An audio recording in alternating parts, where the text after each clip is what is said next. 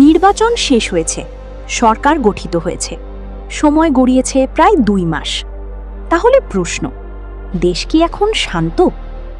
না, বাস্তবতা বলছে গল্পটা এত সহজ নয়। রাজনৈতিক মাঠে এখনো চলছে চাপা উত্তেজনা।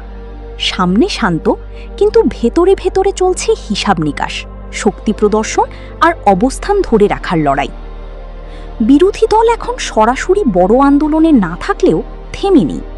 তারা ধীরে ধীরে নিজেদের পুনর্গঠন করছে। মাঠে ছোট ছোট সমাবেশ, বক্তব্য আর কৌশলী অবস্থান, সব মিলিয়ে তারা বোঝাতে চাইছে রাজনীতি থেকে তারা বাইরে নয়। অন্যদিকে সরকারও বসে নেই। তারা চায় এখন উন্নয়নের গল্প সামনে আসুক। অর্থনীতি, অবকাঠামো, বিদ্যুৎ, কর্মসংস্থান এসব নিয়েই তারা এগোতে চায়। কিন্তু প্রশ্ন থেকে যাচ্ছে, রাজনৈতিক চাপ থাকলে কি সেই গতি ধরে রাখা সম্ভব? এই টানাপোড়েনের সবচেয়ে বড় প্রভাবটা কোথায় পড়ছে জানেন? অর্থনীতিতে। বিনিয়োগকারীরা এখনো পুরোপুরি স্বস্তিতে নেই।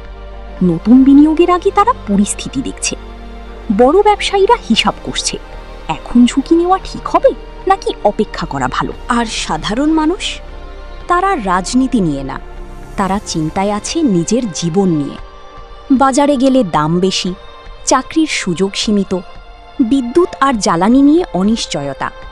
সব মিলিয়ে মানুষের প্রত্যাশা একটাই, স্থিতিশীলতা। কিন্তু রাজনৈতিক বাস্তবতা এখনও সেই স্থিতিশীলতা পুরোপুরি দিতে পারছে না। মাঝে মাঝে ছোটখাটো উত্তেজনা, সংঘর্ষ, রাজনৈতিক বক্তব্য, সব মিলিয়ে একটা চাপা অস্থিরতা থেকেই যাচ্ছে। বড় কিছু না হলেও পুরোপুরি স্বাভাবিকও না। এই পরিস্থিতির দিকে তাকিয়ে আছে আন্তর্জাতিক মহলও।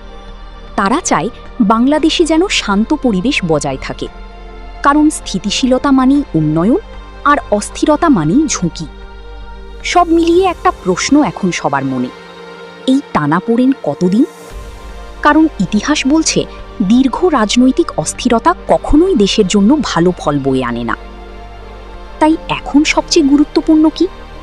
সংলাপ, সমঝোতা আর দায়িত্বশীলতা।